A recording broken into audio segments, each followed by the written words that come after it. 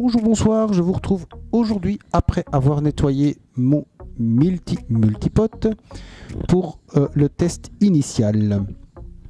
Voilà, alors comme promis, on va le mettre en service ensemble. Alors je voulais juste vous faire part d'une différence. Dans la vidéo précédente, j'avais dit que c'était un peu la même chose. On mettait le fil et il n'y avait pas on-off. Eh bien, je me suis trompé dans le sens où quand on met le fil, vous voyez juste à l'instant, ça vient de s'éteindre. Quand vous mettez le fil, il ne s'allume pas directement. Donc quand vous mettez le fil quand vous branchez votre Instant Pot, d'office il se met en veille en affichant quelque chose, donc il consomme de l'électricité. Et ici, comme je dis toujours, moi je ne fais pas des tests d'ingénieur, donc j'ai pas d'appareil, de sonde ou autre pour tester la consommation. Mais ici, il s'éteint complètement. Donc j'ose supposer qu'ici, il consomme moins d'énergie à l'arrêt que celui-ci. Par contre, si vous faites annulation, vous voyez, on obtient le même off sur les deux écrans. Mais grâce à un système de mise en veille, il va s'éteindre dans quelques secondes, comme vous avez vu juste avant. Autre petite chose intéressante, le livre de recettes pour le multipote était fourni avec l'appareil, donc je n'ai pas dû l'imprimer. Par contre, sur l'Instant Pot, oui. Donc c'est une petite différence intéressante.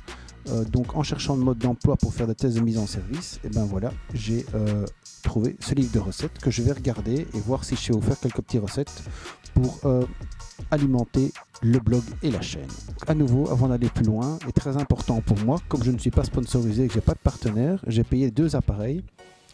Et donc je peux vous dire que c'est pas vraiment une battle, il n'y a pas de perdant, il n'y a pas de gagnant. Les deux sont de très bons appareils et sont très identiques. Donc vraiment ce que je voulais dire par là, c'est que vu la différence de prix, on ne peut pas dire que par exemple l'Instant Pot soit moins bon parce qu'il y a moins d'accessoires. Tout au contraire, vu que celui-ci m'a coûté beaucoup plus cher, au final, même avec ces accessoires en plus à acheter séparément ici pour le Instant Pot, il reste moins cher, beaucoup moins cher pour moi. Donc, si dans votre région les appareils sont au même prix, très honnêtement, les accessoires ne doivent pas rentrer en ligne de compte. Pour moi, ce sont deux très bonnes marques avec des bols en inox qui est important. Et dans un cas, vous avez plus d'accessoires. N'hésitez pas à regarder la vidéo que j'ai faite avant du déballage.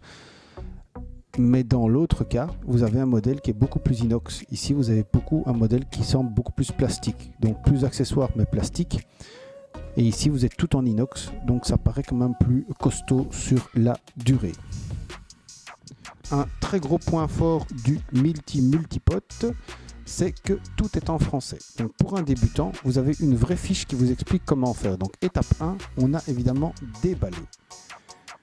On nous conseille de lire les modes d'emploi et autres. Et on nous propose de nous connecter au groupe multipote, ce que je vais faire aussi.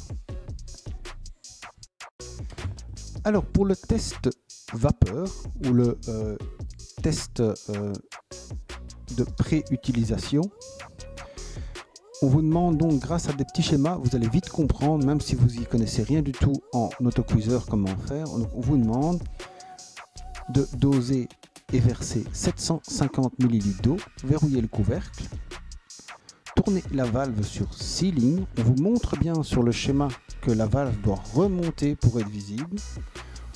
Appuyez sur la fonction vapeur et on va travailler 2 minutes. À la fin du cycle, on vous montre bien qu'il faut mettre la poignée sur venting et donc on vous montre aussi bien que la valve descend. Donc je trouve que ce premier schéma est super bien fait pour les débutants qui n'auraient jamais utilisé un autocuiseur. Tout est vraiment expliqué en une page A4 et donc ceux qui n'aiment pas lire les modes d'emploi, et ben même si moi je vous y invite quand même, vous avez un mode d'emploi réduit, on va dire, pour la première chose. Vous avez aussi leurs coordonnées et comment les contacter. La 4e étape, c'est évidemment cuisiner. Donc on va faire le test de fonctionnement et par curiosité, je vais lancer les mêmes quantités d'eau et le même test sur les deux appareils, comme ça vous verrez comment ils réagissent tous les deux. Je précise que dans les deux cas, je ne triche pas, j'ai mis de l'eau à température ambiante venant du robinet directement, donc 750 ml.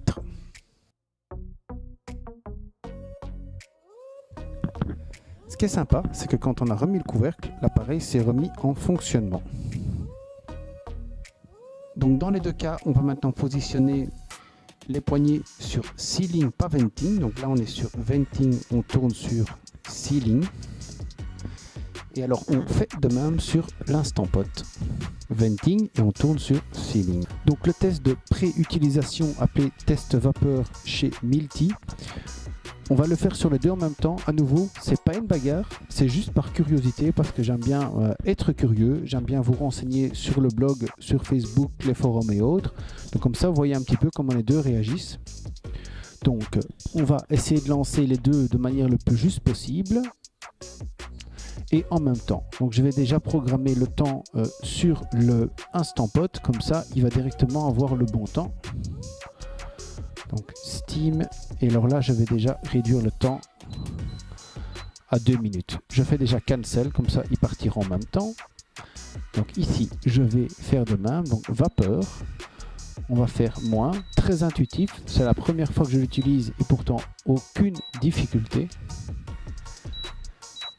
Dans le mode d'emploi, il ne précise rien d'autre, donc c'est d'office haute et moyen. Ici, on va voir, donc on fait vite Steam. 2 minutes, voilà, on y est presque. Donc à 10 secondes près, on aura la même chose. Vous voyez que le mode de maintien au chaud Keep Warm s'active chez les deux. Voilà, à 10 secondes près, on a lancé donc le test de la vapeur, le test de pré-utilisation. Voilà, je suis très curieux. Je laisse la caméra filmer et vous allez voir la différence entre les deux. Ce qui est vraiment sympa, c'est qu'ici sur cet écran-ci, on a une indication de ce qui se passe. Donc grâce à cette indication de ce qui se passe, on va pouvoir se rendre compte d'où on en est dans le processus.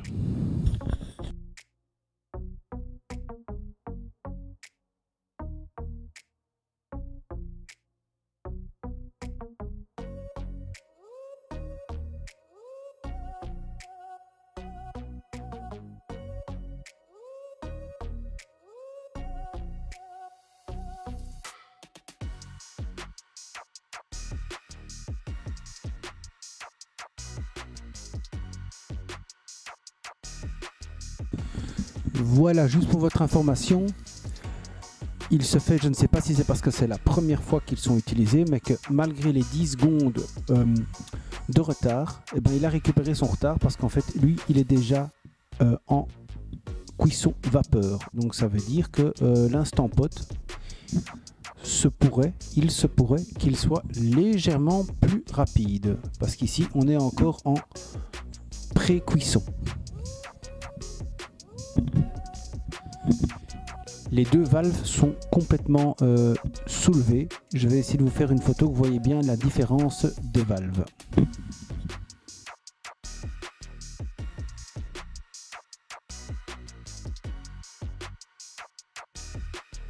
Voilà, donc il y a à peu près eu, on va dire, une petite minute de différence. Les deux sont maintenant en fonction vapeur, donc entre guillemets en cuisson. On indique ici cuisson. Et donc vous voyez bien, il y a 1 minute de différence. Voilà, l'Instant Pot a déjà fini. On va attendre que le multipot est aussi fini. Vous voyez, il est déjà en fin de cuisson. On voit le graphique qui descend. Donc ça, c'est vraiment génial. On peut avoir une idée de ce qui se passe dans l'appareil. Et voilà. Donc on a bientôt fini avec les deux appareils. Et on va faire après le quick release sur les deux, que vous voyez bien comment ça aura fonctionné. En tout cas, les deux appareils fonctionnent nickel. L'Instant Pot, je le savais déjà. Mais le multipot est donc en ordre de marche. Le multipot a aussi fini. Vous voyez ici, le graphique indique bien qu'il est en descente de pression. Donc c'est bien aussi ce qu'on peut lire sur les forums. Quand un appareil a fini, en fait on voit qu'il n'est pas tout à fait froid directement, que tout ne s'arrête pas directement. Donc ça c'est gai sur ce modèle. Vous savez vraiment voir qu'en fait votre viande, votre riz, vos aliments continuent légèrement à cuire. Donc là, on peut le laisser comme ici en maintien chaud, ou tout simplement on fait le quick release, ce qu'on va faire nous maintenant.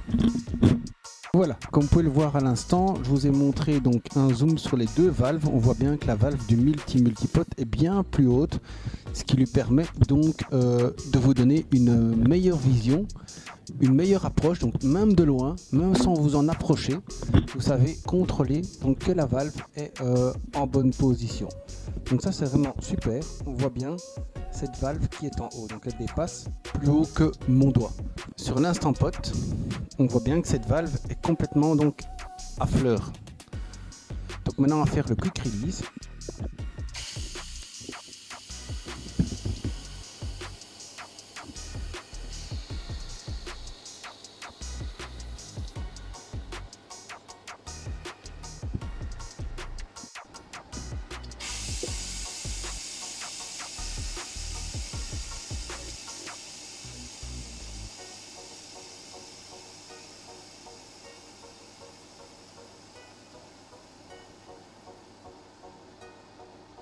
Je suis content d'avoir encore partagé un bon moment avec vous. En tout cas, moi j'ai appris des choses aujourd'hui. J'ai trouvé des différences dans les deux appareils super sympas. Comme je le disais au début, j'insiste bien là-dessus, il n'y a ni gagnant ni perdant. Les deux fonctionnent très très bien. Ils ont chacun des points positifs et des points qui le sont moins. En tout cas, voilà, ils sont prêts pour le combat, ils sont prêts à cuisiner. Je vous retrouve bientôt pour de nouvelles recettes, de nouvelles astuces, de nouveaux tutos. Avec un très très grand plaisir. Merci d'avance pour vos commentaires, vos likes, vos petits pouces et vos abonnements. Bye bye!